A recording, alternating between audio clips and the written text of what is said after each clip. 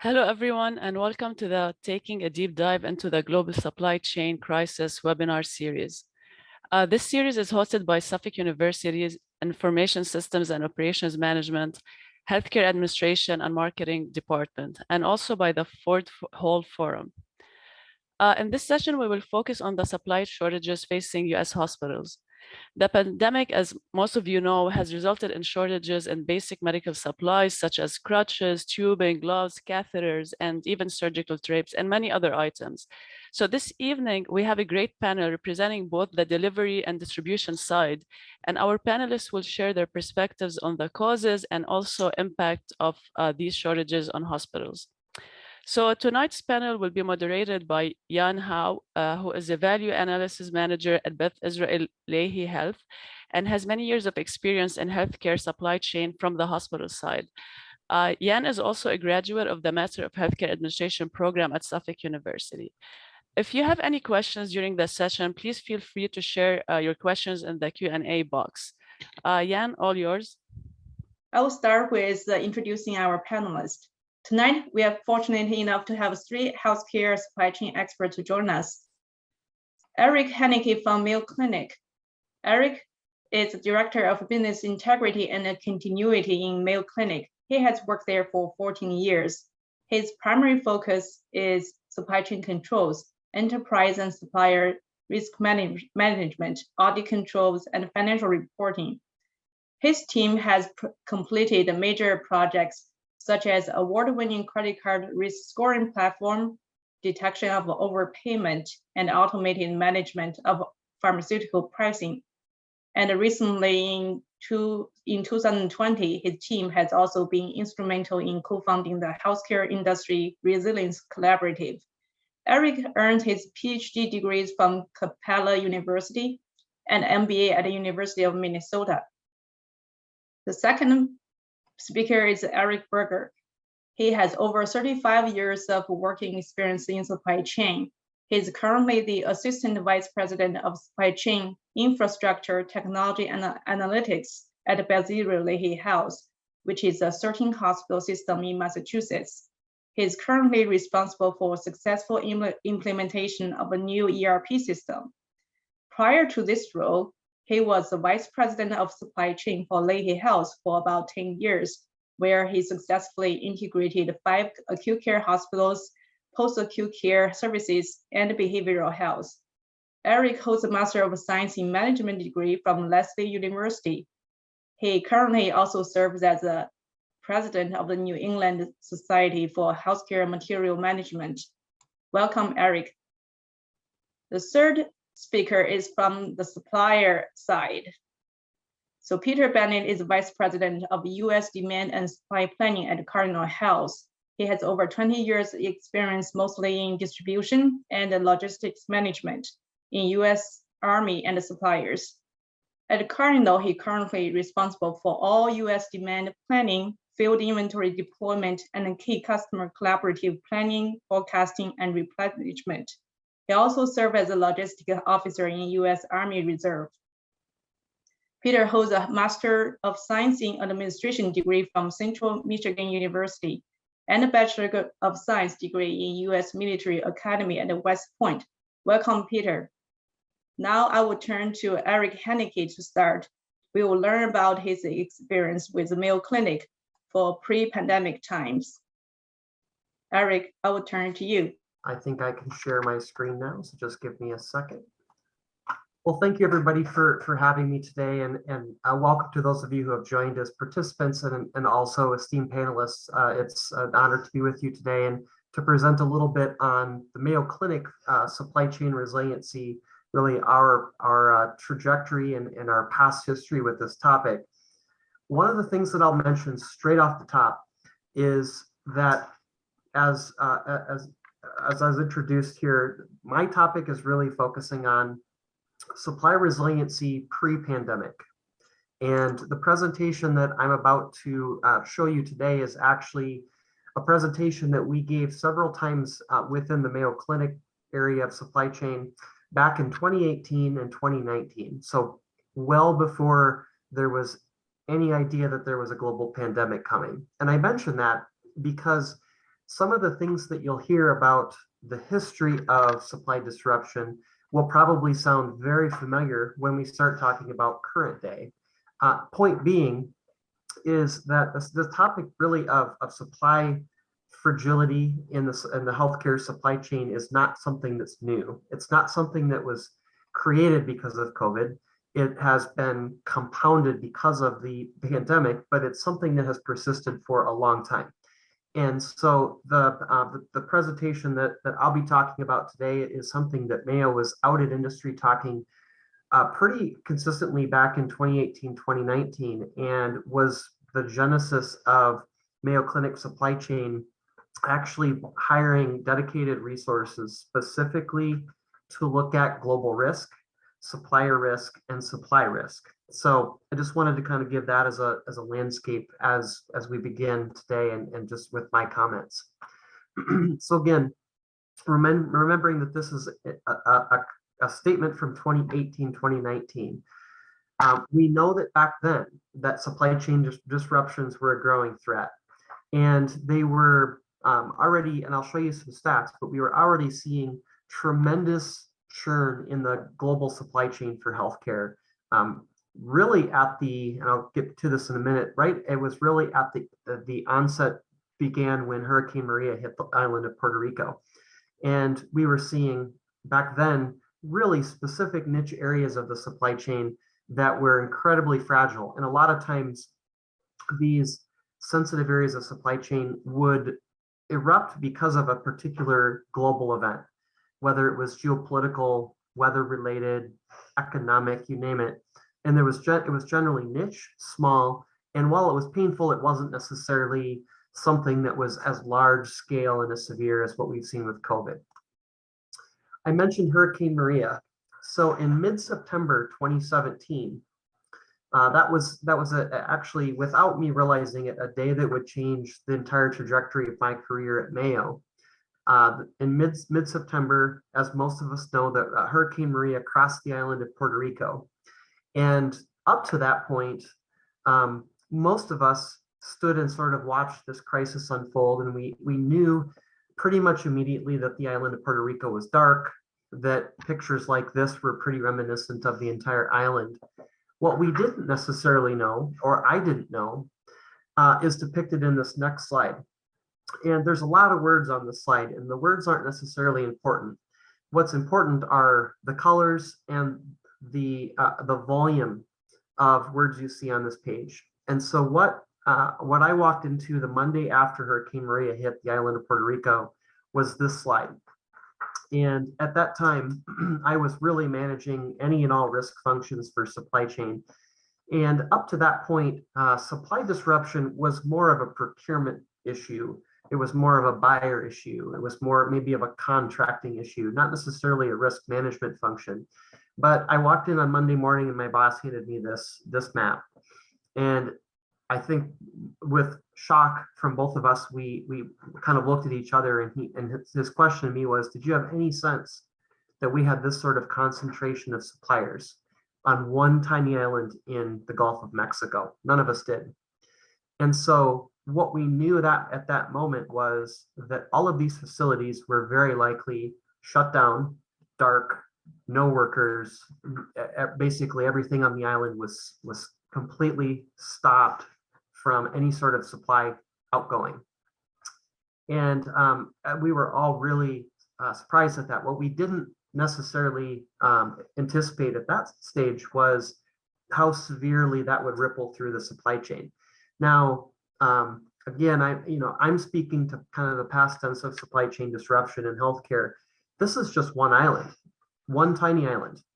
And, of course, today now we have taken this concept of concentrated supply chain manufacturing in a region, and we have made it a large scale problem in that we've had a global disruption. This was just one country, one island.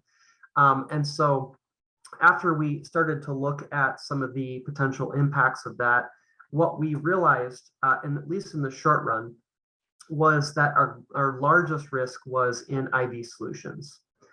And if I just bounce back to the previous slide, you'll see Baxter mentioned on here.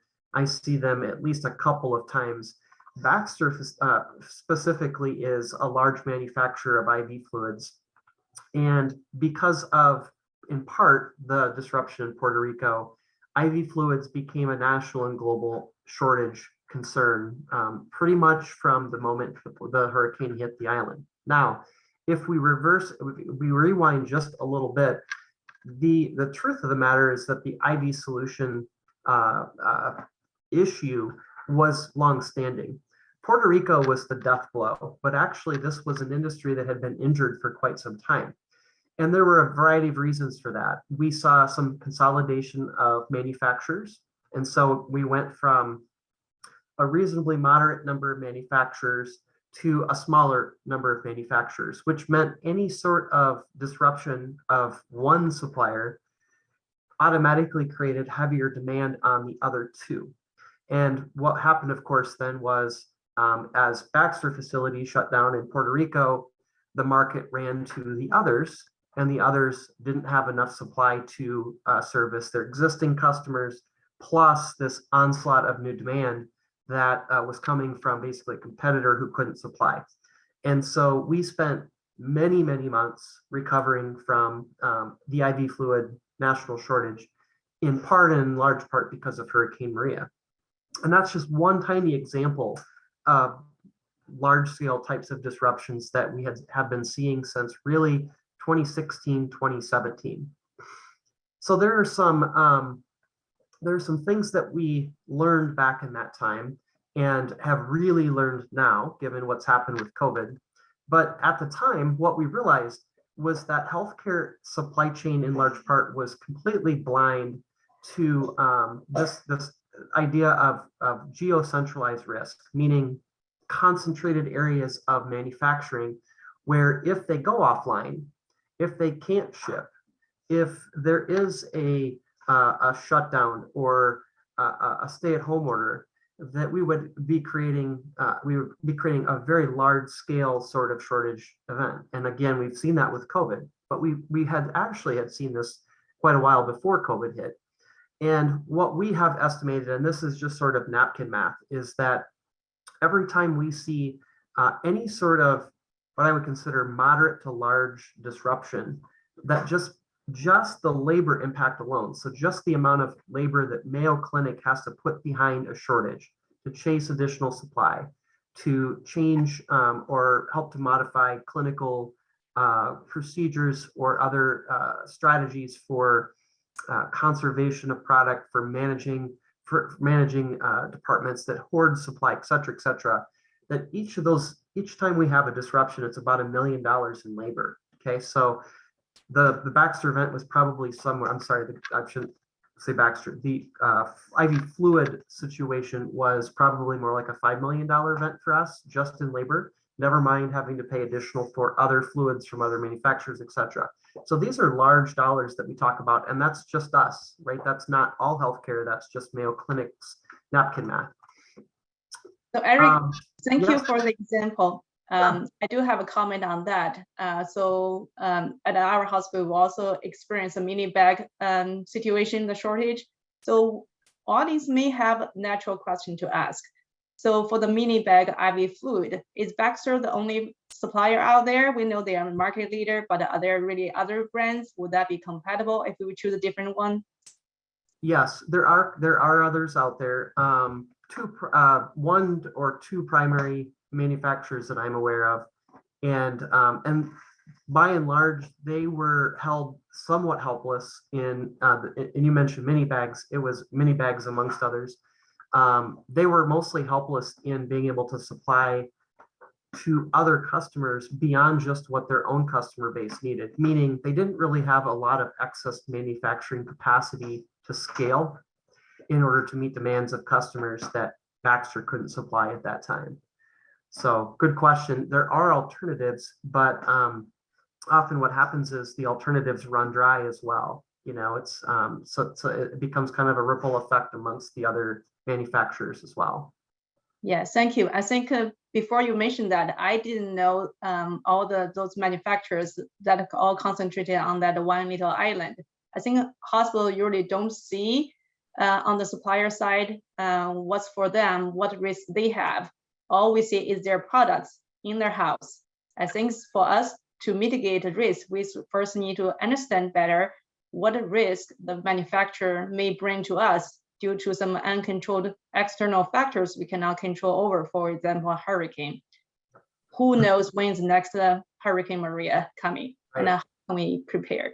Yeah, that's an excellent point. And so post-hurricane, we spent a lot of time actually in Baxter facilities. The primary one we spent time in was in South Carolina. And what we asked them to do was to, and this is not just a Baxter issue or conversation, by the way, it's many suppliers, but we asked them to essentially prove to us that they had fixed or repaired their supply chain business continuity, disruptive risk within their supply chain.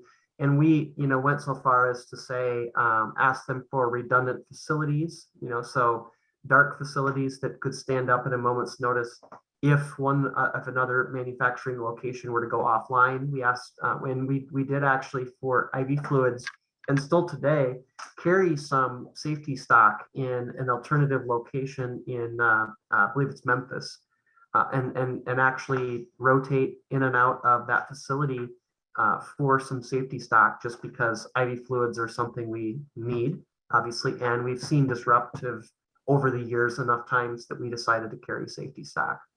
So risk mitigation on both the supplier and the healthcare provider, I think, is probably the right approach. So that was our strategy. Looking back, and again, 3 years back in history, these were 2018 stats. We saw 25 high-risk product shortages and approximately 400 medical recalls. Just to emphasize what high-risk product shortages, these are events that have the probability or likelihood of actually stopping some sort of patient care experience, primarily surgery. And so these are not just minor or irritating disruptions. These are the types of events that can actually prevent physicians from practicing. That was in 2018. Now, as you can imagine, that number, by probably tenfold went up in 2020 and particularly 2021. So again, just looking kind of backward for up to present. And then these are some statistics that we had captured from 2016 to 2018. And we were just trying to display here that, while our actual line counts were steady or declining with between 2016 and 2017, we continue to see BO stands for back order lines, and manufacturer back orders, MBO. We continue to see those numbers go up over that 3-year period. And so what this meant was that we were spending tremendous time and resources chasing back orders from suppliers. And again, not necessarily that this wasn't necessarily an IV only issue, IV solution only issue. This was kind of globally across our supply chain. So we saw a doubling of back order lines pretty much between 2016 and 2018. And as you can guess, those numbers have certainly not improved in the last few years. So again, trending not in a way that we wanted to see. Now, some of you may say, well, what was it about the supply chain that was creating this sort of volatility even back before COVID? Several factors that we think are contributory, and and I want to be very clear. I mean, we have a distributor on this panel with us today. This is not just a supplier issue, and certainly not just a distributor issue. It's also a shared issue amongst healthcare organizations, and so by virtue of how we've functioned as a supply chain over the last couple of decades, we generally ask suppliers for lowest cost, highest quality product available. And sometimes what happens is the suppliers and distributors will choose to forego what I would consider more optional costs, and things like building out and expanding facilities, research and development, things like that, in order to meet margin targets. And so So in a lot of ways, the hospital themselves were creating a lot of these problems. And we also know that supply chains over the years have favored a just-in-time process wherein we get inventory basically when we need it. what that means is that that really leaves us no wiggle room for any sort of disruption, and particularly a large scale disruption like we've seen with COVID. So there are, certainly there's plenty of blame to be shared, but I want to be really clear that I think that the hospitals themselves have created a lot of the problems within this the context of supply disruption. There's also, and again, we're learning a lot about this now, this quandary that we're in with offshoring, and what sort of issues that causes when ports shut down, when people can't work, when entire countries are closed, their borders are closed. And again, this is 2019 data, but you can see in it, and this is very, very obvious to us now, post-COVID, that a lot of these things that we need aren't manufactured within the U.S. borders, and so we are reliant and dependent upon the global supply chain being functioning, running smoothly all the time. And when things happen like a pandemic, of course, that can't and often won't happen. One of the other things that we look at is, and this is something that my team has been working on for years now, is the concept of the probability of an event taking place versus the severity of that event. And so over the years, we've actually mapped some of these scenarios and said, what's the likelihood of this happening? And then if it does, how hard does it hit our supply chain? Now, frankly, there really isn't anything that on this slide that speaks to pandemic. We probably would have put that on a low probability and high severity scale. We probably would not have put that in the upper right corner, which tends to be where we focus most of our time in healthcare and mitigating risk. And so this is an exercise that we have stepped through really on an annual basis to say, what are the sorts of things that we might be looking for that are pretty likely to happen that we think would really twist the supply chain around and create a lot of supply disruptions for us. But again, pandemic isn't on here, and it wasn't something that I think most or any of us had, even in the back of our minds coming into 2020.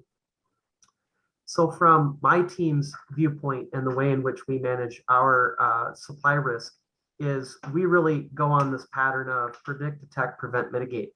And of course, we can't predict all events that take place, but what we can do is we can look at past indicators in history, and that tends to dictate and tell us what is likely to take forward and to present itself in the future.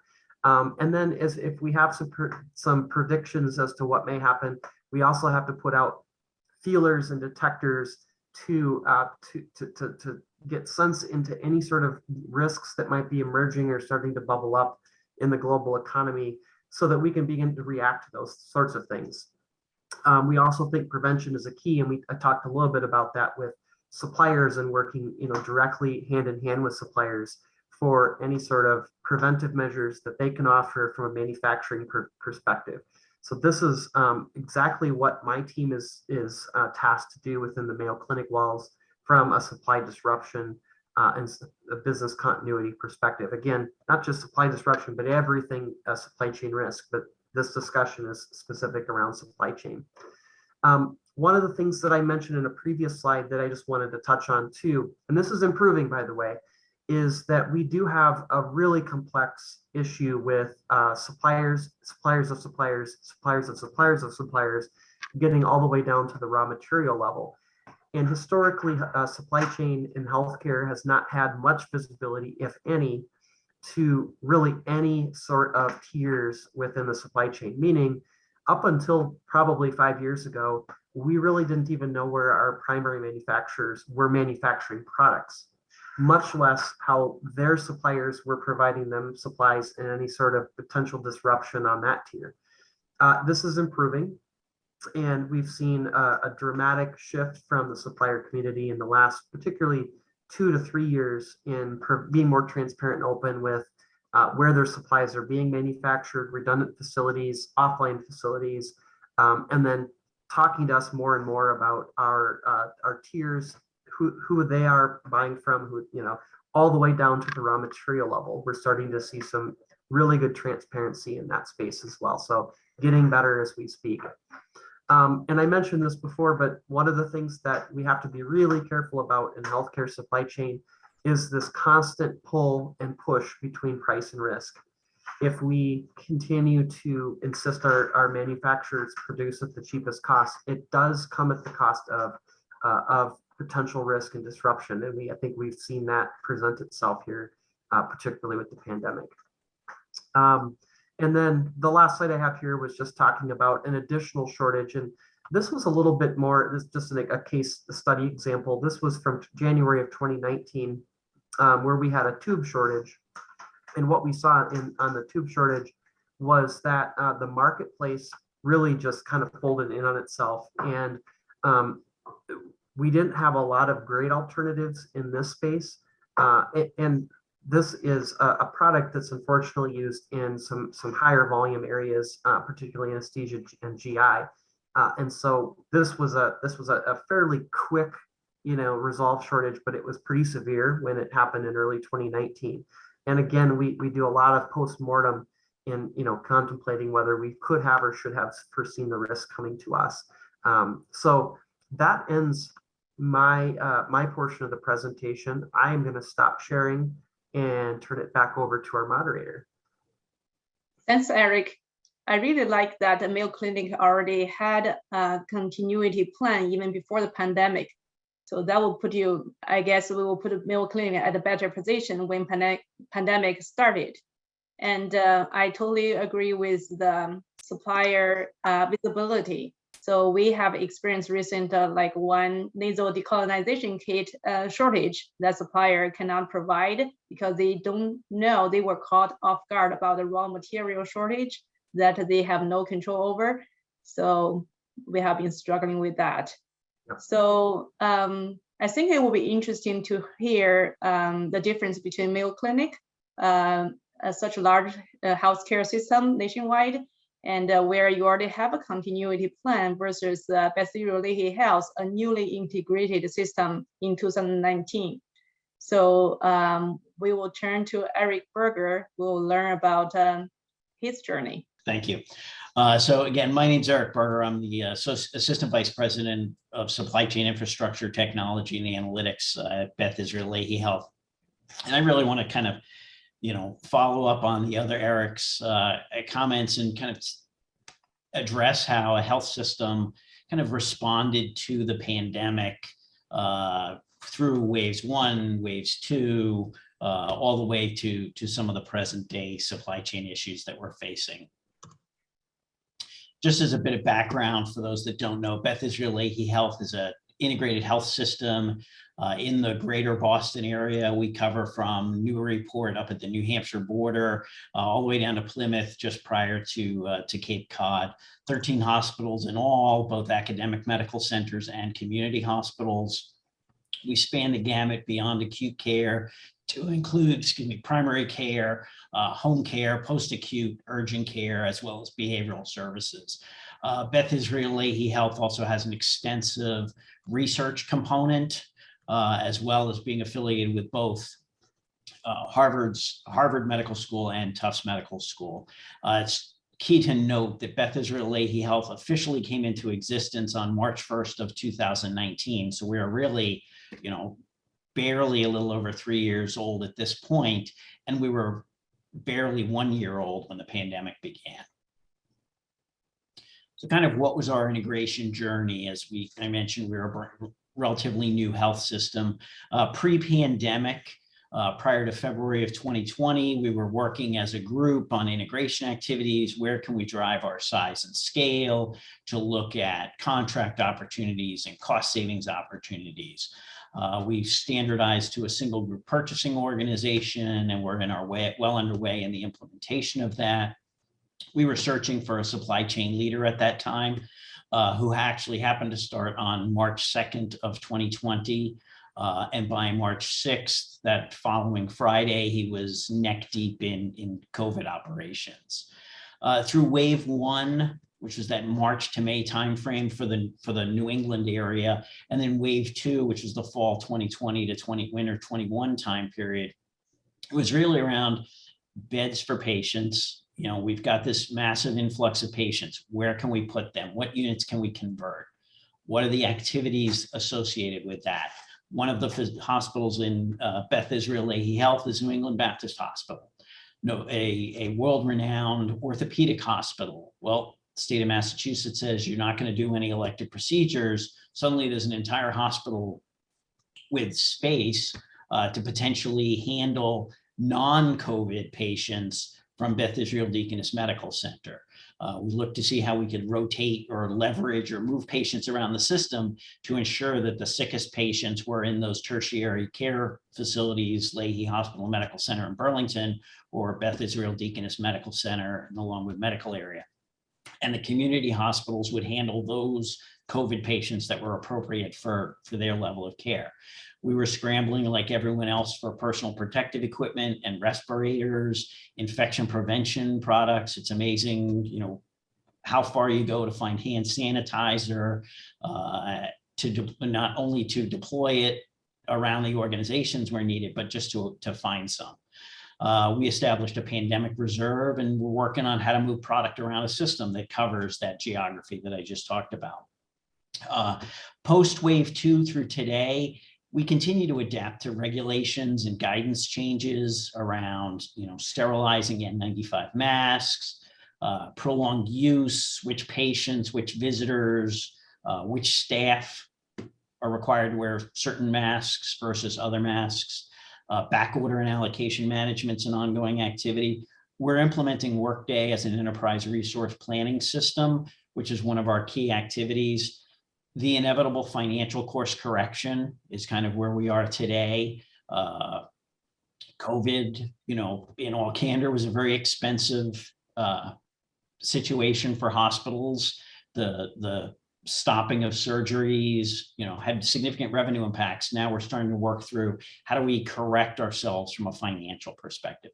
And to the other Eric's point, kind of those risk mitigation strategies. What are the approaches we're taking?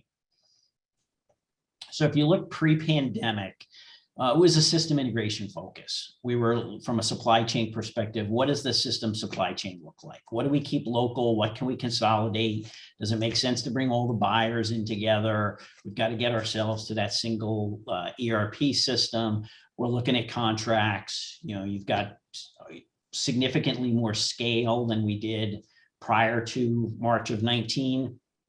You know, I mentioned the GPO implementation. We agreed to and move to a single GPO. We'd also at the time kind of carefully restrained some of our individual facilities. I've got a contract for a certain service that's due to expire in 60 days, and I got to get this thing renewed or out to bid. We were telling some facilities, and actually, you know, one of the other individuals on the session today is on the board at one of the facilities, and it's, you know, you've kind of got to restrain them and say, well, wait a second, before you go look at that particular product line. So whether it's snowplow or elevator maintenance, or let's look at what the rest of the system is doing, and when the rest of the system's contracts expire, so that we can approach it as a system. And it may make sense for you to just extend yours for another 6 months or a year in order to for us to take advantage of our larger scope. Yeah, I think pandemic started. I think the pandemic started at the wrong timing for our system, because right at that point, we were in the middle of the integration, which it was happening, but it took a while for the integration to happen. Then when COVID happened, the system did not have a system leader or the centralized structure and the process to address this challenge. It was a really tough situation. Yes. Yep, and I'll touch on some of that and some of the how did we react as a system. But from a logistics perspective, not so much. We were not really looking at how we can integrate and, you know, do we set up central warehouses? What does our distribution model look like? That was well down the radar from an integration perspective. But come March 2020, it was all stopped. It was essentially all pandemic, all COVID, all of the other activities took a back seat. For the first wave of the pandemic, that March to May timeframe, was really around what do we need, what do we have, how do we get it, where do we put it, and can we get to that systemness that Jan just alluded to? You know, can we look at some product, moving product around the system? Can we look at bulk purchases of product as a system? Can we agree clinically on the protocol, because that then drives the supplies that are needed? Respirators are a prime example. We had respirators all over the system, not centrally managed, not from a system perspective, which once we did that, we were able to say, hey, there's underutilized respirators or ventilators rather, in some of our facilities. Let's work together. Let's relocate those and move those to the high use places. We had to deal with the changing clinical needs. There was, constantly new guidance from the CDC, from the state of Massachusetts, around extended use of products, what products were acceptable. From an inventory management perspective, it was all manual because we were still on those disparate systems. We hadn't migrated to that single ERP system. So we were doing manual consolidation and reporting of our inventory counts. How many N95 masks do we have in Plymouth, in Needham, in Milton, in Newburyport, across the system? Every day for probably 3 straight months of doing those manual counts and manual reporting, just so we can get a sense of where we were from an inventory perspective. The other challenge we had was there was what we've affectionately referred to as IGAG. I got a guy. Everyone seemed to have a guy who could get us product. And for the most part, whoever they were referring us to was trying to sell us product, but not just us. They were selling it to Mass General Brigham. They were trying to sell it to Mayo. They were selling it to whoever. So it was very unstable source for supplies. The other challenge we found is, yes, once we got some, will it fit in the space we thought it was going to? Probably not. And then how do we move it across that system with the geography we have? And then the finance folks are also saying, okay, how do we pay for this? How do we manage the cost associated with all of the activities that we've brought into place? We ended up establishing a centralized warehouse offsite that we were then on the legacy Leahy Health financial backbone, that we were then able to issue out product and keep track of expenses in order to help keep the finance folks comfortable about where some of the about the expense control associated with the pandemic. We worked through reusable versus disposable discussions. So whether it was gowns, the masks, through N95s being sterilized or re-sterilized, we worked through all of those issues. We had the issue of, if we get it, will they use it? We had individuals, we had donations. A good example is, a plane load of KN95s came to Massachusetts that were deemed not clinically fit.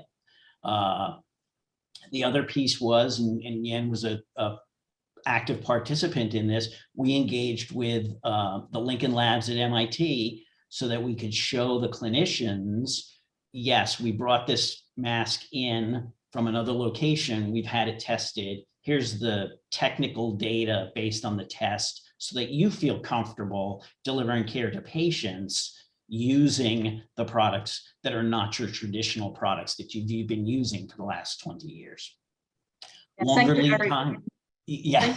Yes, thank you, Eric, for using that as an example. It's true that we did imported some for 1 million masks from overseas directly because our distributor couldn't provide us PPEs. And to make our users comfortable, we did collaborate with local agencies like MIT Labs to actually test all brands of overseas surgical masks, test their filtration rate, fluid resistant rate, so and send our clinicians the test report. So that was pretty critical to assure our clinicians that we bring quality products that they could use and keep them safe from COVID. The other thing was, because we were doing bulk purchases and we would have long lead times. Well, that stuff comes in over time. So where do you put it? We kind of got to June of 2020. Glad that's over. Oops, here we go again, back in the fall again of 2020. We took the approach using this quote from our EVP of Hospital Services.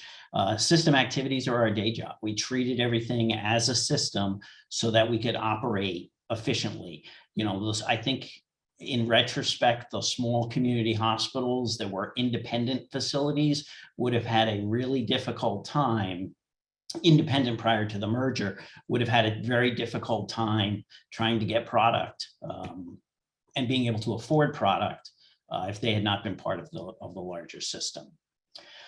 So what did we do? Kind of responded on the fly. Like I said, we had daily inventory reporting, logistics calls. Supply chain supported our local facility incident command structures. Logistically, we established a pandemic reserve. Like I said, we built the Leahy site with the ability to issue, and there was product moving all over Eastern Massachusetts in order to support the needs of the various facilities. Bulk purchases to build that reserve. And we kind of looked at our distribution model. So, you know, we had to stand up vaccine clinics. How do we get product to the vaccine clinics in a different unit of measure? You know, they're not going to take pallets at the temple next to Beth Israel Deaconess Medical Center. They just don't have the space. How do we distribute this product differently? So from a pandemic perspective,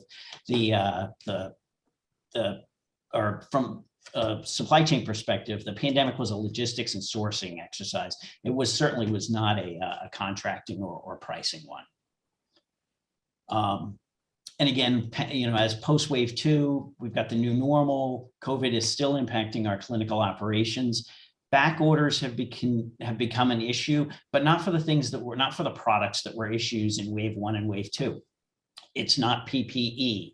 It's an assortment of products, like the other Eric alluded to, that, you know, over time, a lot of it is based on, you know, catching up with where the raw materials came from. So we're working through back orders. We started to look at the risk mitigation strategy that Eric outlined, and we're looking at technology that will enable us to see across the system where our product is, so we can efficiently move it, as opposed to the daily phone calls that we had during phase 1.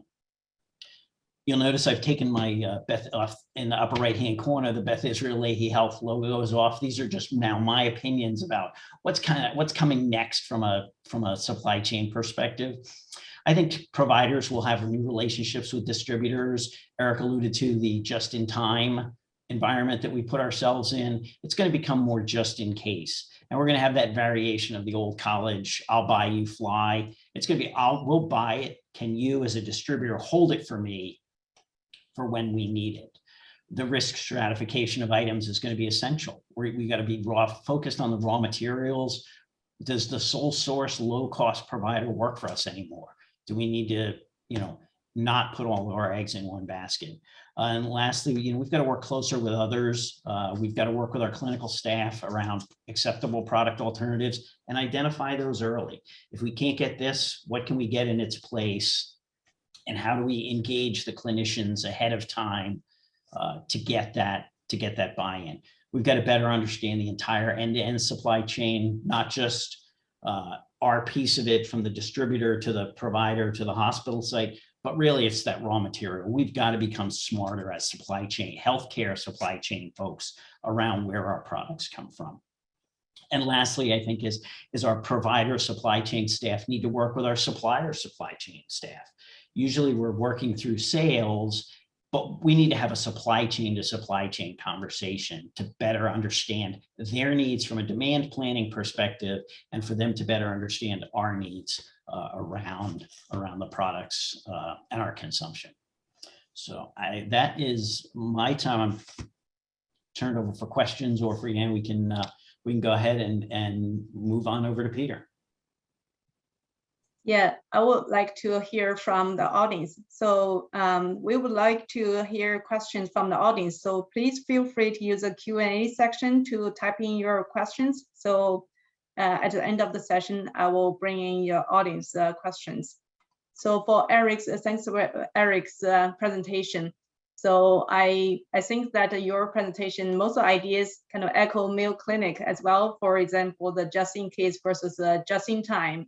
Like just like a Mayo Clinic, they pay for Baxter to hold a warehouse of a mini bag IV fluid.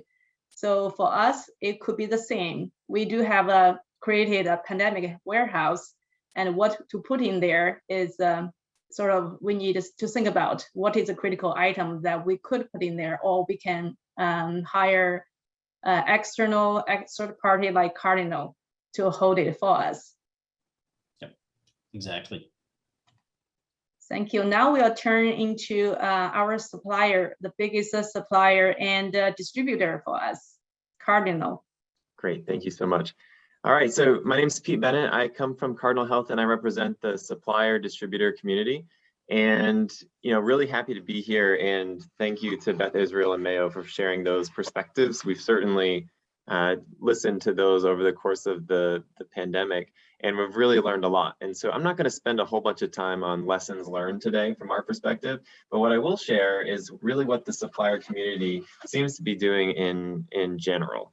And I just want to give a little bit of credibility to where I'm getting this information from. So I am also a co-chair of the Supply Chain Visibility Council with the Healthcare Industry Distributors Association. And then I also board the Healthcare Industry Resilience Collaborative, which is really designed to help us solve some of these issues that we're starting to see and that you heard from both of those providers. Now, just on Cardinal Health before we get into it, so just to give you a perspective of the size of our abilities, we are a 41 med-surg distribution center organization, which is about 12 million square feet of storage, as well as an at-home solutions offering, which gives us another 9 distribution centers, and then 4.4 million square feet, square feet of pharmacy distribution.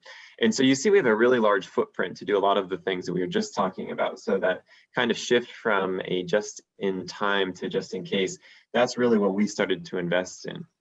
We also have, we're in about 90% of the US hospitals in some fashion. We're generally touching patients every single day with our products. We reach more than 23 million patients and more than 60 payers every single year. And then just from an idea of our overall footprint, we're operating in more than 30 countries, again, serving more than 90% of the US hospitals. And then we have more than 4,500 sourcing and manufacturing relationships. So we have a lot going on. And so that's really what we're going to focus on here today. So throughout the pandemic, there was just a lot of lessons that we were learning very rapidly. And so it really started with transportation and slowdown and congestion. Raw material shortages started to creep up later on during the pandemic, but a lot of that was driven by just consumption, overconsumption over the sales and marketing forecasts, as well as demand to outpace supply very significantly, especially in that kind of March 2020 date when you saw all of demand spiking. And if you looked at any of the forecasting models that I've seen in the health med-surg manufacturing space, we saw the very same increase into a very large data-driven event, which happened to be the pandemic, as followed by a consumption that's continued to outpace for some time. That was also compounded by the transportation congestion that we saw, where increased global demand had led to container shortages and vessels bunching up at ports, including the continued bunching of vessels at the Port of Long Beach. And then other types of constraints that weren't necessarily forecasted to include sterilization. So as demand kind of went up and down, and there was a bullwhip effect that permeated throughout the last couple of years, depending on when and how COVID was spiking and when and how elective surgeries had been shut down, there was other constraints that started to pop up. That included different types of back orders that were resulting. So not just a finished good manufacturer like we are, but also in those raw materials that needed to be harvested, or really raw componentry. That upstream supply chain became very constrained. And so what we saw during this period, again, and it's great to see that we have some alignment with what the providers were thinking as well, is that we had to start shifting from a just in case to just in time, or sorry, just in time to just in case. And so really I just wanted to level set in the manufacturing world, just in case really is that inventory risk management philosophy where you start to stock more inventory during projected periods of disruption. And that's really important call out, as this move or this shift to just in case manufacturing will not last forever, not in the industry. It also includes making sure that we're preparing for those anticipated usage changes, as well as the potential for waste. We have to remember that in the med surg or the medical manufacturing side, there is risk of expiry. It's interesting. This is actually the first time I learned about just in case manufacturing, this term. I don't think I have heard that before. It's certainly pre-pandemic, you typically didn't want to do that because it held extra inventory on your books, right? And so if you're looking at working capital reduction, you typically look at inventory first. And so a lot of manufacturers really weren't doing that. Yeah, so the just in time has been always the sort of the lean gold standard for healthcare until now. Yeah, ever since the Toyota really created that lean ideology, and we started to move into those spaces of how do you streamline your supply chain and eliminate waste, it really went into that just-in-time manufacturing, which is really how do you optimize it using the lean methodology and prioritize your manufacturing in every level of the supply chain so that you can minimize the risk of stockouts. And that would be making sure you have the right replenishment cycles, the right lead times, and that your network continues to receive inventory as it's needed for production. So what happened during COVID is that, as I mentioned before, lead times started to extend, and they were up to 3 times what it would have normally have taken product to get to us. Shipping modes became very congested, as I mentioned. Supplier shutdowns were related to actual COVID outbreaks. So it wasn't even scheduled shutdowns or shutdowns because there was a lack of materials. There was literal sickness or illnesses that permeated our manufacturers. And then there are a lot of single or sole sourced arrangements out there that really compromise our ability and other manufacturers' abilities to ensure that they could keep a flow of product moving through the networks. And so what happened is there's been a soft shift, I would say, into that just in case that we described on the previous couple of screens. Really, it's something that has to be evaluated as you look at what you're trying to solve. So if there is a projected period of disruption, you're going to want to move into a just in case environment. As the disruptions became risk mitigated, you're going to want to start to pull back and look at ways that you can look at other parts of the lean or Six Sigma type manufacturing environment in order to ensure that your Kanbans are working properly or that your replenishment cycles are working properly, and that you have the right relationships to do so. So typically what we were doing during this period, and we still are today, and most manufacturers are still in this just in case space, that you're programming more safety stock into your network and holding more. So you'll see a lot of manufacturers, their warehousing space has continued to increase. And so previously, when you may not have stored a lot of raw materials at your manufacturing location, all of a sudden you were renting space down the road and you were stocking resins and gauze and any of those really cotton materials. If you're trying to make adhesive bandages or something like that, you're getting adhesives when you could, and you're starting to stock up. So you can start to see, though, that create a lot of competition for products, especially when you're in a commodity-based business. We also looked at having to stand up a really robust third-party risk management team, which helped to provide advanced insights. And so really, as part of planning started to become more important within the overall network and supply chain, we really had to start looking at ways that we could get alerts immediately. And so from a 3PRM perspective, you want to start looking at other variables that were entering into the supply chain that maybe a planner wasn't looking at before. So that also meant illnesses at factories, COVID shutdowns, port congestions, now in today's world, maybe crises like we're seeing in the Ukraine. Those are things now that the third-party risk management team, government actions, have started to look into. And so those alerts go to the planners, and now the planners can look at alternatives so that you can start to mitigate where you would potentially have a disruption. And because we shift over to the just-in-case manufacturing, where you're starting to stock a little bit more inventory, you're able to figure out and kind of war game where you could potentially have a disruption and start to bring an inventory to buffer against it. So really insulating against that. That also means you have to have better and stronger partnerships and review your material listings. So not just where's my finished good come from if you're purchasing to distribute, but you also want to know where your second, third, maybe fourth tier suppliers are coming from. And I'll get into a case study on crutches here at the end, but that really is another, I'll share with you that we had to really understand not only where were the materials that the manufacturer was using to make crutches, but where was the, raw components and even, materials that we may not have tracked previous were coming from. And then, in these cases, because you have to get into these different types of relationships, you may have to start accepting larger than normal lot sizes, which manufacturers have to weigh the benefit of getting those larger sizes to eliminating waste as well. May I ask a question related to supplier relationships? Mm-hmm. Cardinal is both a distributor and manufacturers, and Cardinal does have a lot of offshore manufacturing sites at overseas. So in the past, so manufacturers do that. They have overseas manufacturing sites because their labor cost is much cheaper. So the pandemic in the past years have proved that old reality is not true anymore. With all the cost increase of ocean shipping and all the disruptions, you cannot get the products on time with all the lockdowns.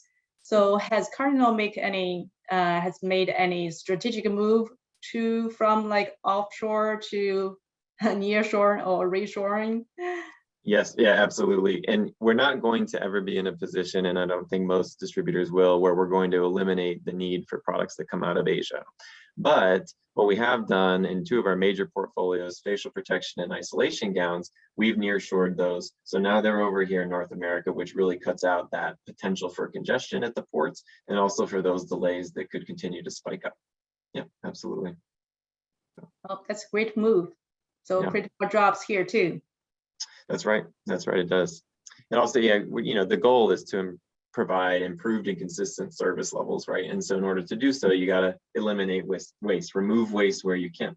And you can model those, off of different advanced planning systems that you've got available to you. And in some cases, it does make sense to move it here. In other cases, the infrastructure in the Americas may not have the upstream supply chain that would support it. And so if you're looking for things like trying to build a glove manufacturing location, it may not be as easy to access neoprene or any of the rubbers that would go into any types of gloves you're trying to build. So you got to weigh those and figure out what you have access to in the Americas, because you don't want to just move manufacturing here and have a great win. We're making products here, and then you don't have the raw materials to support it or the inflow. So right, exactly. Thank you. So what this did is it really put a lot of the manufacturers into an allocation position. Most are still in this position today. I'll say most because there are some that are finally starting to crawl their way out of it. Typically, you get into allocation of the finished goods out to the customer base. Usually it's at the sold to customer level, and that's the allocation that occurs. And it really is, how do you split up fairly all of the inventory that you have sitting on your shelves? What we saw is, as a manufacturer, we were also getting fair share allocation for what was available. So when our petrochemicals started to become any shortage because of various issues, there was a fire with Dow, they were starting to split up this pie, and we had to grab some of that allocation. Well, petrochemicals are not just used in the healthcare manufacturing industry. And so we had to go and figure out ways to make sure that we had that priority. So it was a very quick analysis that had to be completed, but we had to go and meet with government relations and say, hey, just so you know, there is an issue with petrochemicals, they're short, and we need help, and we need your support to help us make sure that these raw material manufacturers are going to support the healthcare industry. And we've done that with partnerships, and it's been very successful.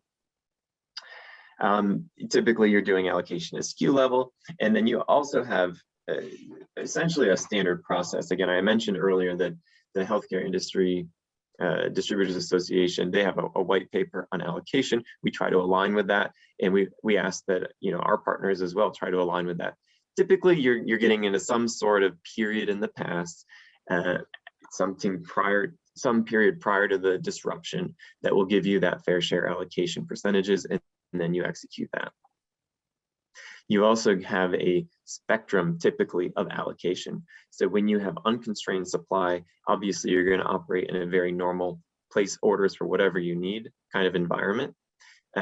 Maybe if it starts to get a little bit constrained, or there is some delays in maybe it's a transportation delays or something, we look at large order quantity controls that would be put on direct sales of that. When you start to get into that constrained supply, and that number 3 is just over on the right of the very early parts of supply disruptions, that's when you get into those, how do you split up the pie and get into fair share.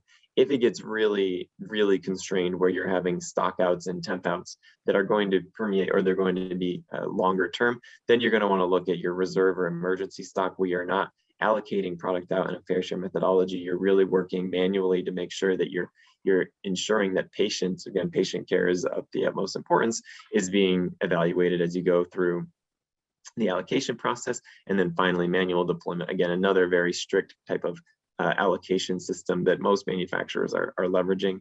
So, sometimes when you're a provider and you call the manufacturer, you bypass the distributor, the manufacturer is going to say, oh yeah, I've got some product for you and I can just allocate it out to you directly. And the distributor may not have access to that product. That's when we start to say, hey, manufacturer, can you work with the distributor so that the distributor can have access to the inventory that you're going to give your providers, so that we can continue to be the good distributor partner and not have to have those providers contact the manufacturers directly. But typically manufacturers, to include Cardinal, will hold some emergency or reserve type stock to be able to manually deploy. I did want to get quickly into this case study. And so really, as surgery shifted and electives came up and down, and then people were not moving around very much, car accidents went down. We were seeing a lot fewer areas where these mobility aids needed to be distributed out through the supply chain. And so what happened though is when the world started opening back up during COVID, we started to see the need. People were getting hurt more. People were needing more crutches, essentially. And so it really started with 2 things. The extended lead times for the manufacturing of crutches, which a lot of it's done overseas, and then an increase in demand that was because people were moving about more. There was a lot more demand because there was now more activity out in the world. And so those 2 things together started to drive a bit of a shortage. Now that shortage could have been mitigated because of inbound supply. It would recover naturally with lead times, and you could have been able to get yourself out of it pretty quickly. But what happened at the same time of that is that there was started to be raw material shortages of magnesium. And people are like, oh, what does magnesium have to do with crutches? Well, aluminum crutches need to be hardened. So the aluminum alloy is hardened by magnesium. So if you don't have access to magnesium, you can't harden aluminum and you can't make aluminum crutches. And so that exacerbated the entire situation that we saw, with the bullwhip effect that was occurring, because now you had people moving about more, getting hurt more, just walking around, twisting ankles, and the need for mobility aids increased. If we saw the need to start switching modes of how you did your inbound shipments. And so we had a bunch of product on the water, and other distributors of crutches did as well, but we were all air freighting stuff in. We were trying to get these mobility aids in so we could mitigate the disruption. So I know they became a big deal very quickly. Finally through that, and now bullwhip effect, and it's all of its infamy, I would say, has put most distributors of crutches now into a position where we've got a lot of crutches. All right, and that's what happens with those types of situations. And that is what I have to share. So I think I'll hand it back over to you, Jan, and we'll get into those questions. Yeah, thank you, Peter. We do have a question from the audience. So related to earlier Eric's presentation about the global manufacturing site. So over half are overseas. So the audience question is, why hasn't the industry looked for suppliers in Latin America? Because geographically, lead time will be shorter and also labor costs will be less than in America. I know Cardinal does have a lot of manufacturing sites in Mexico already, probably all your territory already, from what I heard. Could you answer that question, Peter? Yep, I would say we've moved, like I said, those 2 major categories, those are millions of units that are now manufactured over here in the Americas. When I include North America, I include Central America, depending on how you describe geography, I think. But we have a pretty big footprint there. We also notice a lot as a distributor, a lot of products are coming out of Honduras now and some other locations in Latin America. So we're starting to see that shift for sure. It all depends on that upstream supply chain. So what do you have access to from a raw material perspective there? And I think you'll see some diversity. I think you'll start to see things like potentially gloves or something start make its way over to the Americas in some form, and we'll probably continue to see that. Long are gone the days of a single source, sole source material coming out of Asia. Most of the products now you're going to want to look for things that are coming out of a global footprint. Thank you, Peter. I do have a question for all three speakers. So since you are from hospital and supplier, so it's a nice place for us to have a conversation. With current situation still fluid and with, I would call it a special times. During this special time, how can we collaborate better in supply chain to help out each other? I'll start off by with my answer, Jan. Peter had mentioned in his presentation the Healthcare Industry Resilience Collaborative, or HIRC, H-I-R-C. And just to expound a little bit on that, Mayo Clinic and Spectrum Health, actually pre-pandemic, recognized that supply disruption was something that continued to repeat itself and probably deserved some individual specific attention from a resource perspective. And the two organizations came together and formed HIRC, which is now a 501c6 not-for-profit organization that has a full board of directors and about 60 members, 60, both providers and suppliers. And really the goal of HIRC is to collaborate and bring together one person across the table from another, the supplier and provider community in addressing exactly this topic, which is how do we fix in the short and long run the global supply chain issues that we've seen pervasively for a decade. And I do want to highlight and thank Peter for his participation from the supplier seat. It's just as important that we have suppliers there as providers. Everybody has to be hand in hand. We have to be able to build that trust and transparency in our supply chain. And I can tell you that through groups like HIRC and others that have navigated in this space, we've seen a tremendous amount of progress from both providers and suppliers in really figuring out this issue. So that would be my answer. And I would just ask anybody that's participating, and even Eric, to consider HIRC just because it's at no cost, and we bring in providers and suppliers again as a collaboration, and that's the entire goal. So those are my thoughts. Thank you, Eric. I think from a provider perspective, I think it's understanding, because let's ignore the pandemic. There were supply chain issues, and so I think it's how we work together to share data. I think it's the transparency of the data. Say, okay, it's a very simplistic example, but it's I think it illustrates the point. Every year, hospitals have flu clinics for not just their staff, but their patients as well.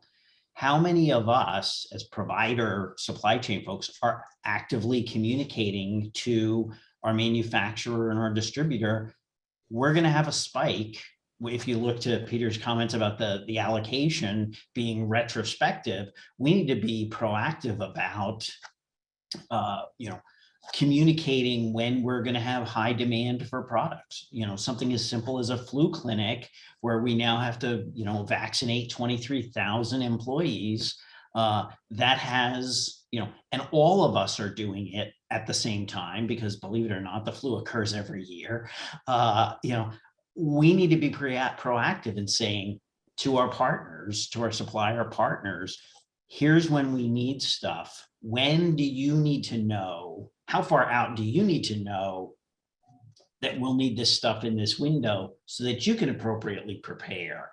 I don't think we do a good job of that. And I think that it's, beyond the pandemic, I think there's plenty of opportunity for, here's my OR case schedule for, here's our budgeted case volume for the next 6 months. What does that mean to an implant manufacturer from a supply perspective? Here's what you're going to need for X number of cases that you budgeted for.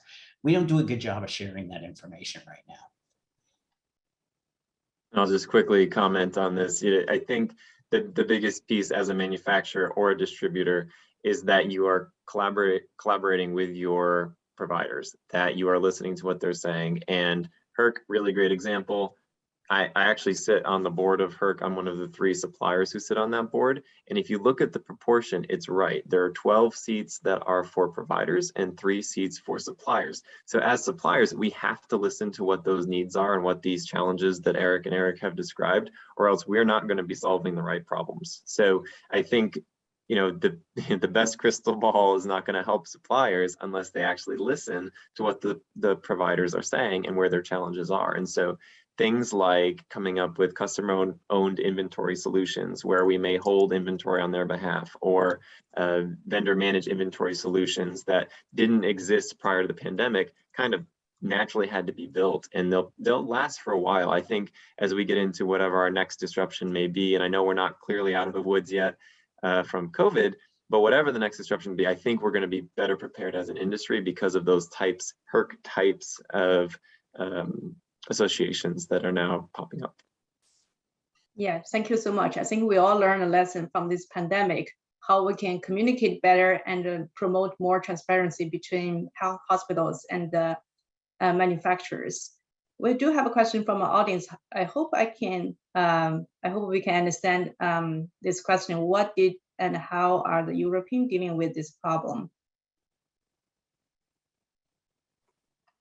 Maybe is it pertaining to their own bullwhip effect or their manufacturing footprint? If it is, I'll take that very quickly. Yeah. So we have a footprint, Cardinal Health, in Europe, and my peer in Europe. So I'm the U.S. Demand and Supply Planning Vice President. There is a outside of the U.S. of the same role, and it was pretty similar. And I think part of Eric's presentation that went back prior to the pandemic, there were issues that were throughout the supply chain in like our NG tubes, right? In the nutritional delivery space as well. So going all the way back to that period, Europe, who was a consumer of those products, also had to figure out how their fair share and how their allocation was going to impact their customers. Through the pandemic, as those priorities shifted over to PPE products, they're also still looking at how can they lean out their supply chains so that they can eliminate the need for fewer replenishment cycles, longer lead times, and figure out how to make sure there's going to be products on the shelves when they needed to. It impacted them pretty similarly. They're recovering pretty similarly from what I've seen today. Obviously, in Europe and in other areas within this region, if you are a more developed market, you probably have better access to the, I would say, the financial side of being able to mitigate these things and insulate yourself with inventory. If you're not, you may be in that kind of buyer's market where you're trying to go out and source products wherever you can get them. The risk there, of course, is quality. And again, more mature markets are going to have access to better quality products and more of it. The less mature markets are going to have access to whatever they can get, kind of. Hopefully that helped. Yeah, thank you, Peter. Any last comment from the speakers since we're running out of the time? I really enjoyed this conversation and I learned a lot from all our speakers. Now I will turn to Mona for her final comments. Thank you, Jan. I would like to express my appreciation and thank the speakers and Jan for such an informative session. I would also like to thank the audience for attending this webinar. Actually, this webinar concludes our 3-seminar series on the global supply chain crisis. Have a good evening, everyone, and thank you again for joining us this evening.